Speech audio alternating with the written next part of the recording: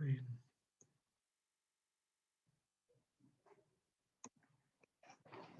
Okay, so let's start then. Is okay.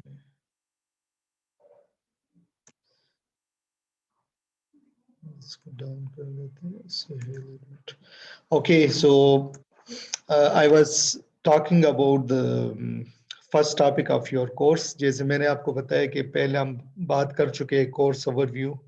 जब हम face to face lecture ले रहे थे तो we talked about different topics और उसकी एक ओवरव्यू में बता चुका हूँ.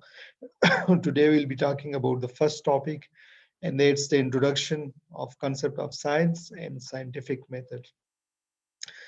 Basically, I give that preamble कि जब इंसान जब से होश संभाला है, he is observing around him, जो चीज़ें उसके इर्द गिर्द है उन चीज़ों को ऑब्जर्व करता है और उसको अंडरस्टैंड करने की कोशिश करता है. जो फर्स्ट शुरू में जब इंसान किसी चीज़ को नहीं समझता था तो दैट वाज क्वाइट नॉर्मल कि लोग जो है उसको सुपरस्टिशियस लेवल पे ले जाते थे और उसमें से कई चीज़ों से वो डर जाते थे, कई चीज़ों के बारे में वो ऐसे कंसेप्ट बना लेते थे जो कि फैक्चुअल बेस्ड नहीं होते थे. यानी जैसे समझ लेते थे कि ये देवता है या इस तरह के, ये जो है हमें नुकसान पहुंचा देगा, ये हमें अच्छा कर देगा, बुरा कर देगा. सिंपल आपको एग्जांपल दे दूं, जैसे ज़लज़ला अगर आता था तो उसके बारे में मुख्तलिफ लोगों के मुख्तलिफ किस्म के कॉन्सेप्ट्स थे. ठीक है. उसके बाद with the passage of time जब इंसान जो है उसकी इर्तिका हो रही थी, they started thinking about things. यानी जो उसके इर्द गिर्द चीज़ें थी उसके बारे में वो थिंक करते थे और उनकी वो थिंकिंग बेसिकली ऑब्जर्वेशन बेस्ड होने लगी. यानी देयर वर पीपल जो कि अब उस चीज़ को चैलेंज करते थे, they had the capacity to take the adventure और जाके उसके करीब जाके उसको एक्सप्लोर करना चाहते थे. ठीक है. जैसे अगर एक पहाड़ है और उसको जो है तो पहले लोग समझते थे कि जी ये हमारा देवता है और ये हमें अजाब दे सकता है. तो there were people and they would say कि व्हाई नॉट इसके करीब जाके देखा जाए. ठीक है. उसको ऑब्जर्व किया जाए कि ये है क्या चीज. ठीक है. And then there the people जो उनके उसके करीब गए और उसने उसको एक्सप्लोर किया कि जी ये तो एक मास है, बिग मास है, इसमें कुछ हमारे लिए फायदे हो सकते हैं, ऑफ कोर्स कुछ नुकसानात हो सकते हैं, इससे हम गिर सकते हैं, इस पे एनिमल्स जानवर हो सकते हैं वाइल्ड. समझ आ रही है. तो ये जो है बेसिकली जब आपने उस चीज को ऑब्जर्वेशन बेसिस पे आपने उसको के बारे में कंसेप्ट बनाना शुरू किया है, so that is the scientific method. ठीक है. यानी आप किसी चीज को एक्सप्लोर करते हैं following the factual based observation, बजाय एक तो ये कि आप अपने तवहमात और अपने सुपरस्टिशंस के बेसिस पे आप बनाए कि नहीं ये चीज ऐसी है. ठीक है. यानी जैसे कुछ लोग कहते हैं नहीं यार मेरा ख्याल है कि ये ऐसा है. तो it's should not be based on ख्याल, should not be based on your superstitions, it should be based on your observation. ठीक है. तो साइंस या साइंटिफिक मेथड क्या है कि इसमें basically you are exploring the universe, you are exploring your surrounding in a scientific way. और वो साइंटिफिक वे क्या है कि you are considering the observations, you are considering the facts. ठीक है. आप जो है ऐसे फैक्ट्स के बेसिस में अपने कंक्लूजन बनाते हैं जिसको आप टेस्ट कर सकते हैं. उसके बारे में जो मेजरमेंट होती है उसको आप रिपीट कर सकते हैं. ठीक है. उसको आप किसी के साथ शेयर कर सकते हो. So that's the scientific method. हम इसको ये भी कहते हैं कि that's basically searching for solution based on facts. जब आपके पास कोई मसला आता है, आपके पास कोई प्रॉब्लम आता है, किसी चीज के बारे में आपने कोई कंक्लूजन बनाना होता है, तो आप साइंटिफिक मेथड के जरिए आप उसको टेस्ट करते हो, उसके बारे में फैक्ट्स कलेक्ट करते हो, उन फैक्ट्स को एनालाइज करते हो और फिर सोल्यूशन को आइडेंटिफाई करते हो. ठीक है. उससे रिलेटेड जो सोल्यूशन होते हैं उसको आइडेंटिफाई करते हो. तो ये जो कुछ आप करते हो वो आप एक साइंटिफिक मेथड के जरिए करते हो, जिसको अभी आगे नेक्स्ट स्लाइड में मैं आपको बताऊंगा. ठीक है. आपकी जो ऑब्जर्वेशन होती है वो फैक्ट्स के बेसिस पे होती है. इसको हम कहते हैं कि that's basically empirical method of acquisition of knowledge. यानी आप नॉलेज गैदर करते हो, नॉलेज एक्युमुलेट करते हो, but that's based on the empirical methods. मैंने आपको लास्ट लेक्चर में बताया था कि पहले जो शुरू में आपके पास ग्रीक और लैटिन मिथोलॉजी होती थी, उसमें वो अपने लॉजिक और ख़यालात के बेसिस में कहते थे कि यार अगर ये चीज़ ऐसी हो सकती है तो ये ऐसी होगी, ठीक है? उसमें उनके पास प्रैक्टिकली उसको टेस्ट करने का कोई मैकेनिज़्म नहीं होता था। जबकि उसके बाद मुसलमानों के टाइम से और फिर जो मॉडर्न एरा है साइंस का, उसमें जो है हम जितनी भी हमारे पास कंक्लूजन्स आती है या जो स्टेटमेंट्स आती है, that are based on empirical evidences. Empirical का मतलब ये है कि आप प्रैक्टिकली कोई एक्सपेरिमेंट कर सकते हैं, उसको टेस्ट कर सकते हैं और उसके बेसिस पे आप जो है उसको देख सकते हैं, ठीक है? इसकी एग्ज़ाम्पल मैं अक्सर देता होता हूँ कि जब आइंस्टाइन ने अपनी जनरल थ्योरी ऑफ रिलेटिविटी दिया था, तो उसने कंसेप्ट दिया था कि जी जो भी ऑब्जेक्ट होता है और जो हेवी ऑब्जेक्ट्स होते हैं, वो बेसिकली एक मीडियम में उसमें डिप्रेशन कॉज़ करते हैं, राइट? और उसकी वजह से उसकी ग्रेविटी होती है। अब वो हेवी ऑब्जेक्ट्स का मतलब ये है कि आप स्टार्स की बात कर रहे हो, आप सन की बात कर रहे हो। तो उसके लिए वो बड़ा मुश्किल था शुरू में कि किस तरह जो है उसको एम्पिरिकली टेस्ट किया जाए। यानी आप जाके सन के वेट को तो नहीं नाप सकते, राइट? तो वो उसमें एक कांसेप्ट ये दिया गया कि जब आपके पास सोलर इक्लिप्स होगा, तो सोलर इक्लिप्स में सन प्रेजेंट तो होगा लेकिन वो नज़र नहीं आएगा। तो जो रेज़ उसके करीब से गुज़रती है, यानी जो स्टार सूरज की दूसरी तरफ है, उसकी आपकी जो जो जब वो उधर से गुज़रेंगी तो उसमें डिप्रेशन नज़र आएगा, ठीक है? तो देन जब first solar eclipse I think in 1920 some time, तो उन्होंने उसको कन्फर्म किया और उसकी थ्योरी को फिर एक्सेप्ट किया गया। तो मतलब ये कि जो आपके पास साइंटिफिक जो आप ऑब्जर्वेशन बनाते हैं, वो आप उसको टेस्ट कर सकते हो, ठीक है? आपको प्लांट से रिलेटेड एग्जांपल दे देता हूँ। फॉर एग्जांपल आप कहते हैं कि जी ये फला प्लांट है, ब्रासिका है, ठीक है? इसको हम जो है कैंसर के लिए इस्तेमाल कर सकते हैं। अब आपने एक हाइपोथेसिस दे दिए, ठीक है? लेकिन आपने प्रैक्टिकली उससे कोई केमिकल निकाल के बताना होगा और उसको कैंसर सेल पे आपने अप्लाई करना होगा और आपने प्रैक्टिकली बताना होगा कि जी हाँ, ये देखिए ये फला केमिकल है या इसमें से फला एक्सट्रैक्ट हमने लिया और उसको हमने सेल्स पे अप्लाई किया, ठीक है? और उससे जो है इस ये कैंसर के अगेंस्ट इफेक्टिव रहा। You are taking this point right? कि यानी आपने उसको प्रैक्टिकली, एम्पिरिकली आपने उसको प्रूव करना होता है। सिर्फ आपके लॉजिक के बेसिस पे या आपके जो सुपरस्टिशंस के या बायसनेस के बेसिस पे आप कोई रिमार्क नहीं बनाएंगे। Is it okay? Are you following me? Yes, sir. Okay. So ये मतलब ये साइंटिफिक मेथड का आपके पास है कि आप एक्सपेरिमेंटल बेसिस पे और एम्पिरिकल बेसिस पे उसको प्रूफ करना होता है। अच्छा, नेक्स्ट जो हमारे पास है,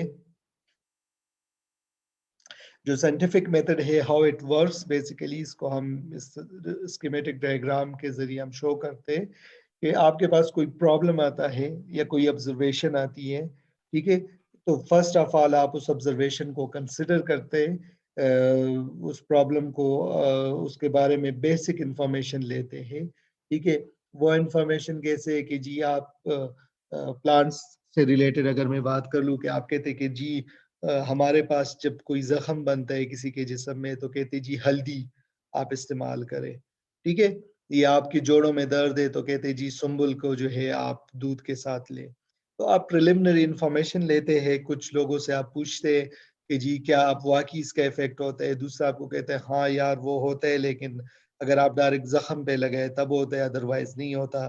कोई कहता है कि नहीं जी मुझे तो कोई फ़ायदा नहीं होता। तो आप बेसिक प्रिलिमिनरी इन्फॉर्मेशन कलेक्ट करते हैं, ठीक है? उसके बेसिस में फिर आप कोई हाइपोथेसिस क्रिएट करते हैं। हाइपोथेसिस आपका क्या होगा कि जी बारबेरिस में कोई ऐसा सब्सटेंस है जो कि जोड़ों के दर्द में उसको हेल्प कर सकता है, ठीक है? यानी मैं आपको सिंपल एग्जांपल प्लांट ओरिजिन से दे रहा हूँ समझने के लिए, ठीक है? फिर आपने उस हाइपोथेसिस को टेस्ट करना होता है, ठीक है? आप उसने को टेस्ट कैसे करेंगे? अगर फॉर एग्जांपल इस स्पेसिफिक केस में आप क्या करेंगे कि आप जो है जिनको जोड़ों का दर्द है वैसे पेशेंट्स लेंगे, ठीक है? और जो नॉर्मल है वो भी लेंगे और उनको फिर आप जो है बारबेरिस जो भी उसका एक्सट्रैक्ट है वो अप्लाई करेंगे और फिर देखेंगे कि क्या उसको वाकई कोई फर्क पड़ता है या नहीं पड़ता। ठीक है, और उसको रिपीट करके यानी आप जो वही स्टेटिस्टिकल मेथड के जरिए काई स्क्वायर अप्लाई करते, जो भी स्टेटिस्टिकल एनालिसिस है वो अप्लाई करते, और फिर आप जो है कोई कंक्लूजन बनाते हैं। ठीक है, कि क्या वाकई बारबेरिस जो है वो इफेक्टिव है या नहीं है। समझ आ रही है कि यानी आपके पास एक ऑब्जर्वेशन आ गई, उस ऑब्जर्वेशन को लेके आपने जो है प्रिलिमिनरी इंफॉर्मेशन आपने कलेक्ट किए, फिर आपने अपना हाइपोथेसिस बनाए कि जी बारबेरिस में कोई इस तरह का इफेक्टिव है प्लांट, कोई बायोकेमिकल, कोई मेटाबोलाइट जो कि जोड़ों के दर्द में मुफीद हो सकता है, राइट। एंड देन आपने उसको सिस्टमेटिकली स्टडी किए, उसको रिप्लिकेट किए, उसको रेंडमाइजेशन भी ऐड किए, और फिर जो आपने डेटा लिए प्रॉपरली, और उस डेटा के बेसिस में आपने एक कंक्लूजन बनाया। तो कंक्लूजन बनाने के बाद आप एक ऑब्जर्वेशन को या आप उसको रिजेक्ट कर देते या आप उसको एक्सेप्ट कर देते। ठीक है, फॉर एग्जांपल आके आप ये बात एक्सेप्ट कर लेते कि जी हाँ बारबेरिस में जो है कोई इस तरह का केमिकल है जो कि जोड़ों के दर्द में इफेक्टिव है। ठीक है, तो बेसिकली ये दोबारा से प्रॉब्लम की तरफ चला जाएगा जो मैंने लास्ट लेक्चर में आपको बताया था कि जो आपकी साइंस में हमेशा जो आप कंक्लूजन की तरफ आते हैं तो आप वो कंक्लूजन आपके लिए एक क्वेश्चन होता है। ठीक है, अब इसमें क्वेश्चन क्या होगा आप में से बता सकते हैं कि चलिए जी हम इस कंक्लूजन पे आ गए कि बारबेरिस में इस तरह का कुछ है जो कि इफेक्टिव है जोड़ों के दर्द के लिए। तो नेक्स्ट आप क्या क्या होगा, कौन बताएगा? आर यू फॉलोइंग मी?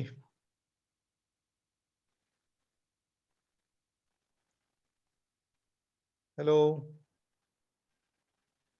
ये sir kindly repeat the question sir. Question ये है कि हमने इस प्रॉब्लम को सॉल्व कर लिया कि बारबेरिस में इस तरह का कुछ है जो कि जोड़ों के दर्द में इफेक्टिव है। ठीक है, एक जनरल ऑब्जर्वेशन थी, उसको हमने जो है तो सिस्टमेटिकली हमने उस पे डेटा कलेक्ट किया, हाइपोथेसिस जनरेट किया, फिर उसको सिस्टमेटिकली टेस्ट किया कि हाँ वाकई जो हमारे पास फॉर एग्जांपल 80% जो पेशेंट थे, तो 80% पेशेंट्स जो है उसमें बारबेरिस की वजह से जोड़ों के दर्द में कमी हुई। ठीक है, तो हमने ये हाइपोथेसिस एक्सेप्ट कर लिया कि जी बारबेरिस में ऐसा का कुछ है जो कि इफेक्टिव है। लेकिन मैंने कहा था लास्ट लेक्चर में कि जो हमारा कंक्लूजन होता है वो नेक्स्ट स्टडी का क्वेश्चन होता है। तो आप बता सकते हैं कि वो क्वेश्चन क्या है, नेक्स्ट क्या हो सकता है? सर ये सर यही उस पे होगा देखो ना कि बहुत सर ज्यादा किस क्वेश्चन तरह रेज से होते हैं। इफेक्टिव है, अच्छा है। आइदर इसको हमने डायरेक्ट लेना है या किसी चीज में ऐड करके लेना है या फिर पानी के साथ लेना है, इस तरह से कोई। नहीं नहीं सर, पहले तो हम इसको इस तरह कर सकते हैं ना कि ये किस चीज की वजह से जो है ये रिकवरी हो रही है। वेरी गुड, जिस तरह आपने कहा एग्जैक्टली। कि पेशेंट हम लोगों के पास रिकवर हो रहे हैं, वो किस वजह से हो रहे हैं, उसमें ऐसी क्या चीज, ऐसा कौन सा कंपोनेंट है, उसकी तलाश करना। जब वो हम लोगों को मिल जाएगा तो उसकी एक्सट्रैक्शन करना, एक्सट्रैक्शन के बाद उसको यूज करना कि भाई उसको यूज किस तरह किया जाएगा। आया कि हम पेशेंट को वो डायरेक्ट देंगे, एज फूड में देंगे, एज उसको किसी मेडिसिन में जो है वो एज अ सरप्लस ऐड करके देंगे, ये क्या तरीका होगा, और उसकी डोज किस तरह मेंटेन करनी है। यंग है उनको कितना देना है, ओल्ड और है कोई, उनको कितना देना है। और कोई इन दो के अलावा? सर जैसे आपने कहा है कि मतलब 70 या 80% वो एक्टिव होगा, तो सर हम इसमें इम्प्रूवमेंट भी कर सकते हैं, मतलब इसको बढ़ा भी सकते हैं इसकी। Exactly exactly. तो अभी अभी आपने जो मैं पॉइंट बताना चाहता वो ये कि देखिए हमने एक क्वेश्चन को सॉल्व किया, लेकिन जब एक क्वेश्चन को सॉल्व किया तो हमारे पास मजीद 10 और प्रोजेक्ट्स आ गए। ठीक है, यानी मजीद मजीद हमारे पास 10 और एवेन्यू आ गए। सबसे पहले ये कि उसमें एक्टिव इंग्रेडिएंट क्या है, यानी किस चीज की वजह से जो है ये इफेक्टिव है। ठीक है, दूसरा ये कि जो 20% इफेक्टिव नहीं है वो क्यों नहीं है। तीसरा ये कि हम एग्जैक्ट कौन कौन से क्वांटिटी में देख सकते हैं इसको, इसके हाई इफेक्टिविटी की तरफ जा सकते हैं। तो मतलब जो मेरा था वो यही था कि जो आपका जो एंड पॉइंट होते हैं वो बेसिकली स्टार्टिंग पॉइंट होते हैं, और ये कंटिन्यूअस प्रोसेस इसीलिए साइंस का कि चूंकि ये यूनिवर्स इतना कॉम्प्लिकेटेड है कि हमने इसको मजीद से मजीद हमने इसको एक्सप्लोर करना है, और हमने जो है इसको इसमें इम्प्रूवमेंट की तरफ जाना है। लेकिन हर स्टेज पे आपने यही साइंटिफिक मेथड अप्लाई करना होता है। यानी मैंने जो स्टेप्स लिखे इसमें कुछ प्लस माइनस हो सकते हैं, ऑफ कोर्स हर यानी जब आप सोशल साइंस वालों को देखेंगे वो उसमें कुछ स्टेप ऐड करेंगे, जो आप फिजिकल साइंस वालों को देखेंगे वो थोड़ा ऐड करेंगे या रिमूव करेंगे। लेकिन कंसेप्ट यही है कि आपके पास प्रिलिमिनरी कोई प्रॉब्लम, कोई स्टेटमेंट आएगी, कोई ऑब्जर्वेशन आएगी, उसके बारे में आपने प्रिलिमिनरी डेटा लेना होगा और उस प्रिलिमिनरी डेटा के बेसिस पे आपने कोई हाइपोथेसिस क्रिएट करना होता है। वो हाइपोथेसिस बेसिकली जो आपकी ओवरऑल जो प्रॉब्लम या ऑब्जर्वेशन है उसके कंपोनेंट होगा, क्योंकि आप स्टेप वाइज साइंस में आप स्टेप वाइज एक-एक चीज को टारगेट करके उसको नेगेट करते, एक्सेप्ट करते, पॉजिटिव नेगेटिव की तरफ जाते हैं। यानी आप ओवरऑल ये नहीं कह सकते कि जी हमारे पास पौधे जो है तो वो जोड़ों के दर्द के लिए सही नहीं। आपने एक पौधे को सेलेक्ट करना है, फिर उस पौधे में या रूट को या लीफ को सेलेक्ट करना है। ठीक है? यानी आपने जितना आप सिस्टमैटिक जाएँगे, उतना आपका कंक्लूजन सही होगा। मैंने आपको लास्ट लेक्चर में बताया था कि मेंडल की सक्सेस की स्टोरी में एक बात यही थी कि उसने एक क्रॉप को सेलेक्ट किया, फिर पहले उस क्रॉप को पेयर लाइन की तरफ लेके गया था। ठीक है? उसके एक-एक ट्रेट को सेलेक्ट किया था, उन ट्रेट को ऑब्जर्व किया था कि हाँ यार ये ट्रेट जो है ट्रू टू टाइप होते हैं। हालाँकि उसी टाइम पे दूसरे साइंटिस्ट थे जो कि एनिमल्स में स्टडी कर रहे थे। तो एनिमल में आपको पता है प्लांट में सेल्फिंग होती है 100%। आप उसको जो है ईज़िली मैनेज कर सकते हैं। एनिमल में तो अव्वल सेल्फिंग नहीं होती, दूसरा एनिमल में पेयर लाइन का उसका का कांसेप्ट नहीं है, तो उस टाइम तो बिल्कुल भी नहीं था। तो लिहाज़ा वो एनिमल के ट्रेड्स को स्टडी करते थे। जब वो इवन मेंडल्स के जब रिजल्ट्स आए, तो वो उसको एक्सेप्ट ही नहीं कर रहे थे कि इतना सिंपल नहीं हो सकता।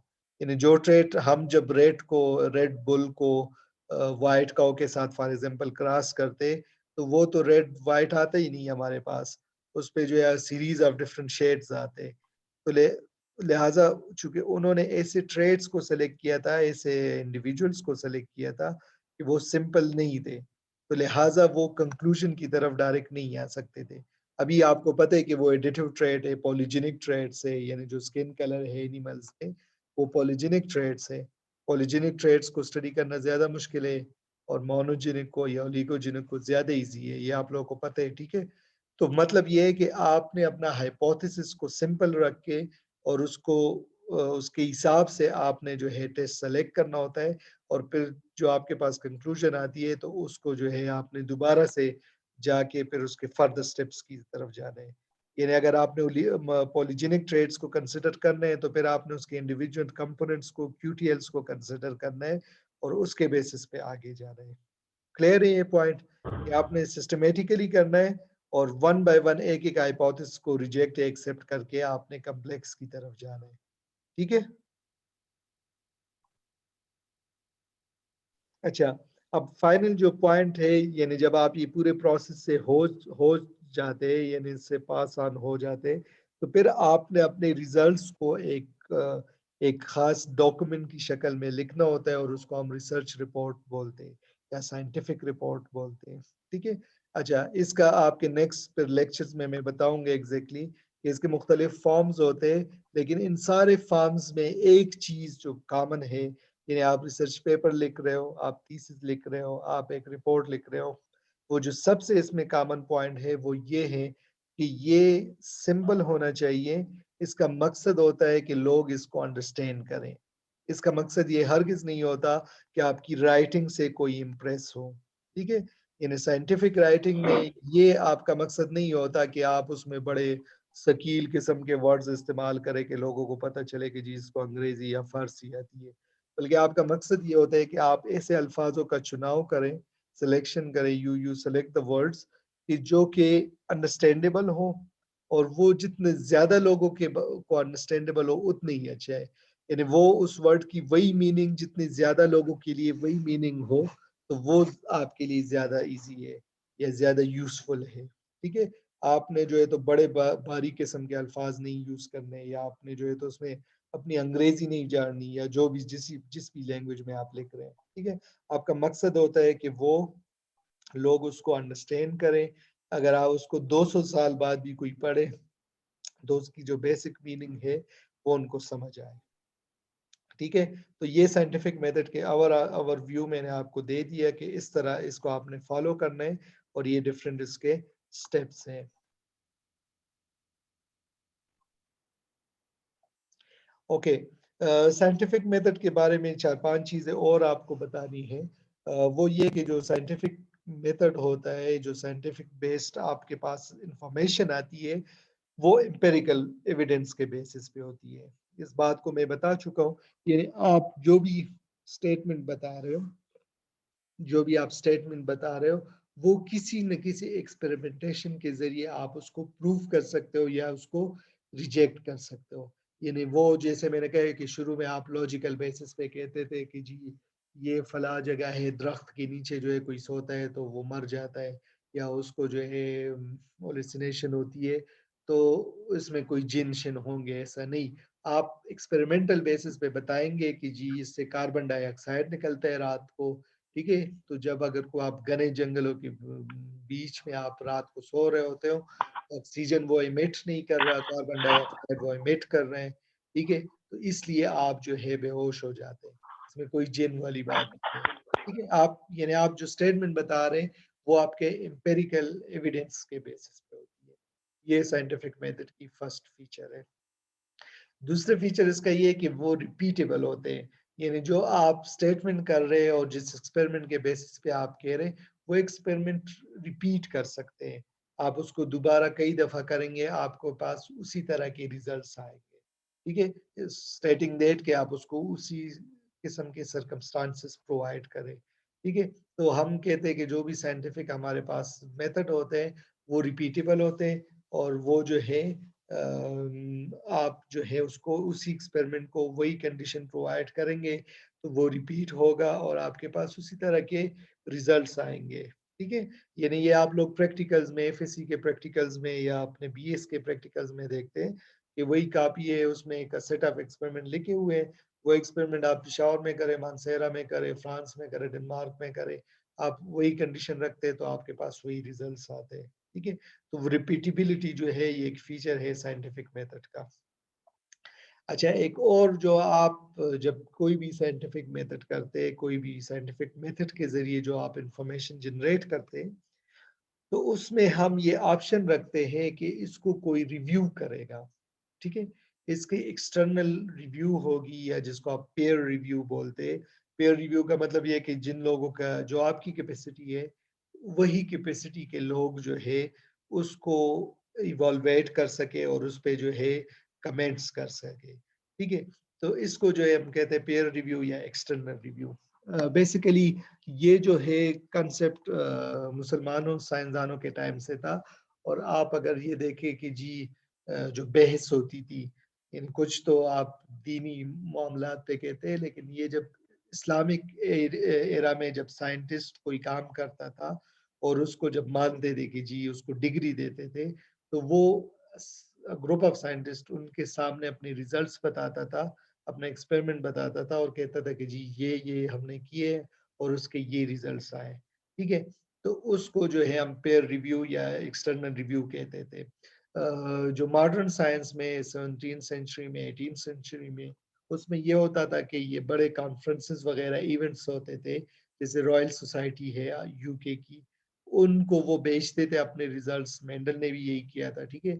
और वो उस पे डिस्कशन करते थे और वो देखते थे कि ये जो कह रहे हैं, क्या ये एग्जिस्टिंग जो नॉलेज है, उसके हिसाब से ये सही फिट बैठता है या नहीं, ठीक है? आजकल जो है आपको पता है आप जो भी काम करते हैं तो अपने प्रोफ़ेसर्स के आगे प्रेज़ेंट करते हैं, आप स्टूडेंट्स होते हैं तो या अगर आपके प्रोफ़ेसर कोई इस तरह की रिसर्च करते हैं, तो वो किसी जर्नल को सबमिट करते हैं, ठीक है? वो जर्नल जो है उस काम से रिलेटेड जो एक्सपर्ट्स होते हैं, उनको वो रिजल्ट्स भेजते हैं, ठीक है?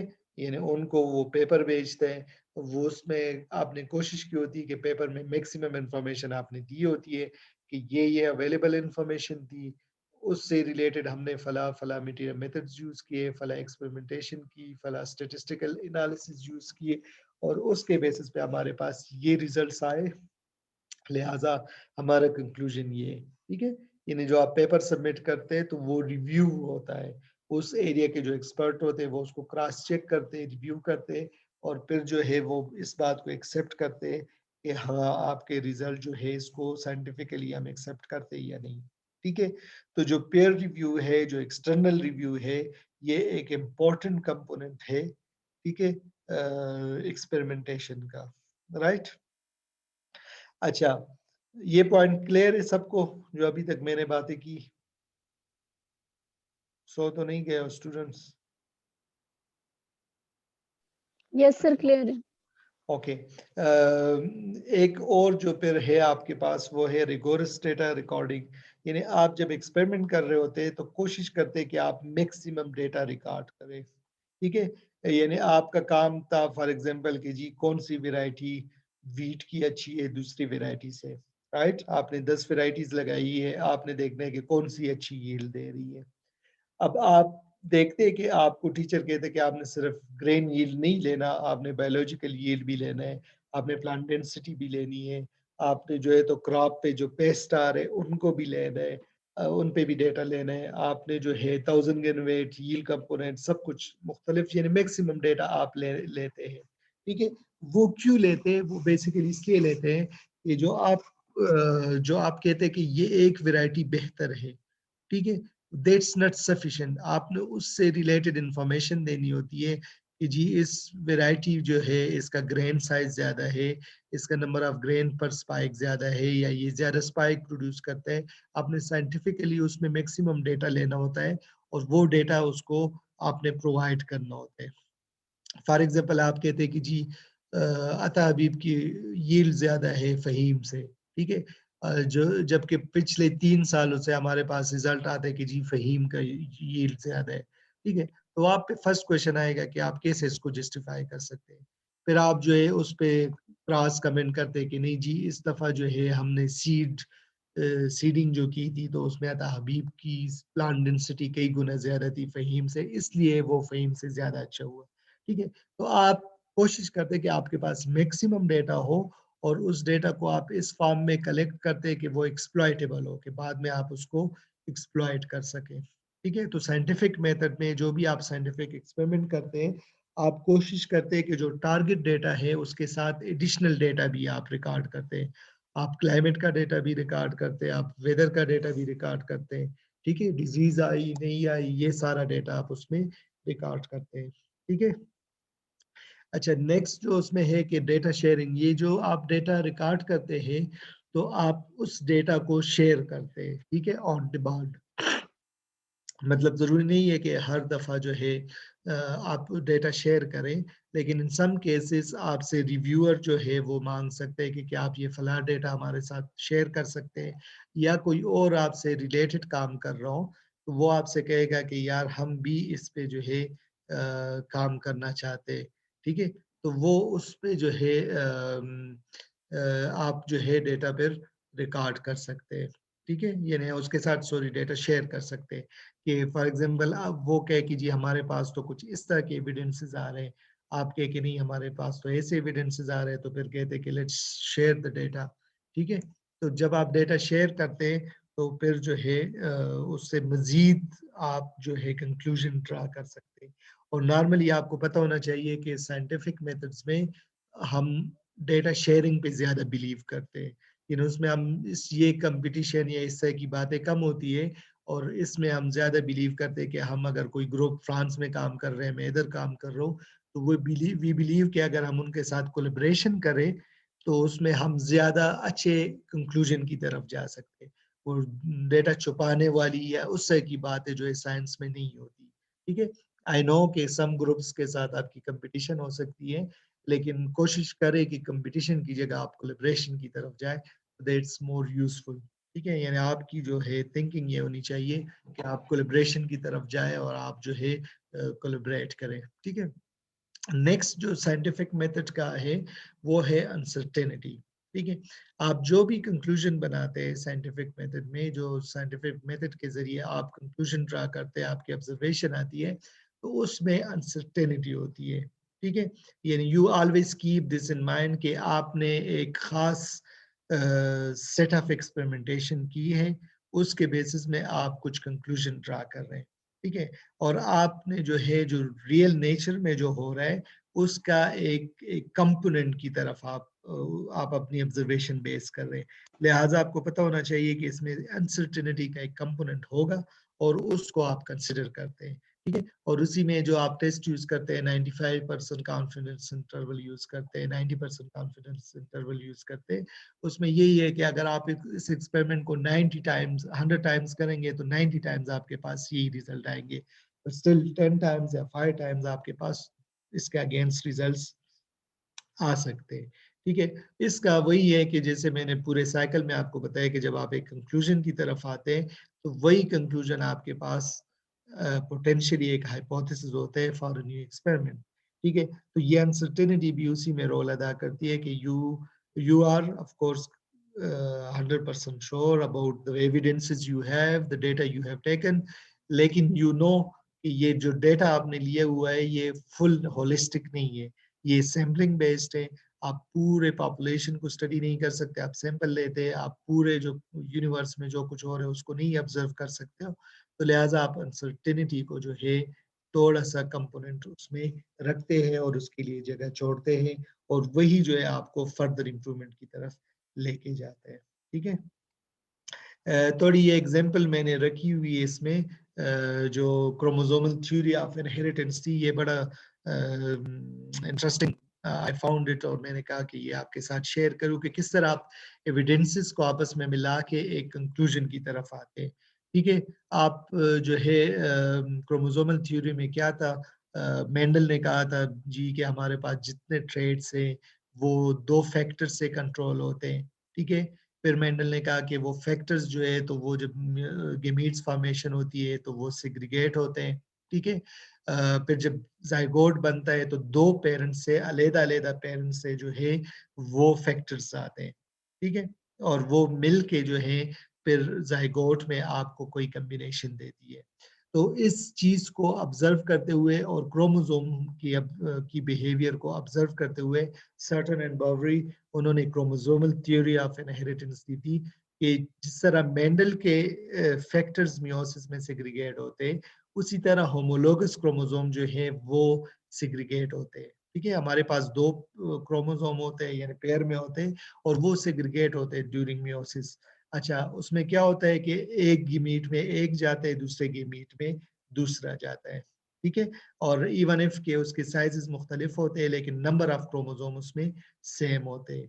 और फिर जो है जब हमारे पास जाइगोट बनता है तो फीमेल गीमीट के क्रोमोसोम फीमेल की तरफ से आते हैं और मेल गीमीट के क्रोमोसोम मेल की तरफ से आते हैं, ठीक है। और जब जाइगोट बनता है तो उसमें जो है ये क्रोमोसोम इकट्ठे हो जाते हैं, यानी दोनों पेरेंट्स के क्रोमोसोम इकट्ठे हो जाते हैं। तो उस बेसिस पे इन्होंने कहा था कि ये जो है लिंक हो सकते हैं, यानी जो आप मेंडल के जो फैक्टर्स है वो क्रोमोसोम में पढ़े होते हैं, ठीक है। ये आई एम श्योर ये चीजें आपने पढ़ी हुई है, अर्ली प्रिंसिपल ऑफ जेनेटिक्स में भी पढ़ी होगी, इंट्रोडक्टरी जेनेटिक्स में भी पढ़ी होगी। लेकिन ये बड़ी इंटरेस्टिंग कि आप किस तरह अपनी ऑब्जर्वेशंस को उसको कोरिलेट करते हो और फिर आप एक कंक्लूजन की तरफ आते हैं। एंड फाइनली यू नो कि जब मॉर्गन ने अपने एक्सपेरिमेंट्स किए ड्रोसोफिला पे, जो आई कलर का, उसने फिर कंफर्म करके बताया कि वो जो है एक्स क्रोमोसोम पे आई कलर जो है वो कंट्रोल होता है, ठीक है। तो then definitely it was confirmed कि क्रोमोसोम पे ही जो है वो मेंडल के फैक्टर्स है, जीन्स है, एलील्स है। End of course later on फिर आप डीएनए की तरफ चले गए, आपको पता चला कि क्रोमोसोम डीएनए और प्रोटीन से बना हुआ है और उसमें जो डीएनए कंपोनेंट है वही जो है कंट्रोल करते हैं ट्रेड्स को in the form of genes, ठीक है। तो ये जस्ट एक एग्जांपल मैंने कहा कि आपको बताओ कि किस तरह आप साइंटिफिक मेथड को किस तरह how it works the scientific method, ठीक है। फाइनली 2 बातें जो मैं आपको बताना चाह रहा था साइंटिफिक मेथड के बारे में, वो ये कि it's always ready to evolution, यानी जो भी आपके पास साइंटिफिक जो अवेलेबल नॉलेज है, जो भी हमारी अंडरस्टैंडिंग है, हम इस बात को ओपन है, यानी हम एग्री कर रहे हैं कि ज़रूरी नहीं है कि ये इसी तरह यही ऑब्जर्वेशन लॉन्ग रन में जाएगी। We are open to evolution, we are open to further improvement. इसमें जो है फर्दर इम्प्रूवमेंट आ सकती है। अगर मैंने कंक्लूड किया, ठीक है, मेरे पीएचडी में कि जी रस्ट का जो सेंटर ऑफ ओरिजिन है वो हिमालयन या नियर हिमालयन रीजन है, ठीक है, तो we are open to it कि फर्दर जब एविडेंसेस आए तो हो सकता है कि कोई और सेंटर ऑफ ओरिजिन भी आइडेंटिफाई हो, ठीक है। तो ये आप ओपन होते हैं कि जो आप कंक्लूजन जो आप बना रहे हैं वो आप करंट अंडरस्टैंडिंग के बेसिस पे बना रहे हैं, और जब फर्दर इसमें हमारे पास नॉलेज एकमुलेट होगा तो ये फर्दर इवॉल्व होगा और इसमें जो है फर्दर इम्प्रूवमेंट आएगी। जैसे मैंने पिछले उसमें बताया कि जी हमने कहा कि डीएनए जो है वो कंट्रोल करती है ट्रेड्स को, ठीक है। लेकिन अब जो हमारे पास लेटेस्ट इंफॉर्मेशन है, जो हमें जेनेटिक कंट्रोल की बात करते हैं, तो वो जो क्रोमोसोम में जो प्रोटीन वगैरह है वो भी ट्रेड्स के एक्सप्रेशन को इन्फ्लुएंस करते हैं, ठीक है। ये मोलिकुलर जेनेटिक्स में आप लोगों ने पढ़ा होगा कि वो जो आपके पास स्टोन्स और नॉन स्टोन्स प्रोटीन्स है वो जीन एक्सप्रेशन को इन्फ्लुएंस करते हैं, ठीक है। तो it's not only the DNA जो कि यानी उस टाइम जी हमने कहा कि डीएनए कंट्रोल करता है ट्रेड्स को, but this is not 100% story. आप फर्दर एविडेंसेस आपको बता रहे हैं कि प्रोटीन्स भी जो है तो ट्रेड्स को कंट्रोल करते हैं, ठीक है। तो दिस इज मतलब ये कि जो साइंटिफिक मेथड के बारे में मैं बताना चाह रहा था वो ये कि जैसे जैसे आपके पास मजीद एविडेंसेस आएंगे तो आप उसमें मॉडिफिकेशन, उसमें चेंजेस उसको एक्सेप्ट करेंगे और you will except for further evolution. तो ये मैंने आपको साइंटिफिक मेथड के बारे में बताना था जो आप लोगों के कोर्स का फर्स्ट टॉपिक था। I hope you understand this, और इस पे इसको मैं अपलोड भी कर दूंगा, आप लोग इसको पढ़े और फिर जो भी क्वेश्चन होगा तो उसको हम डिस्कस कर लेंगे इंशाल्लाह।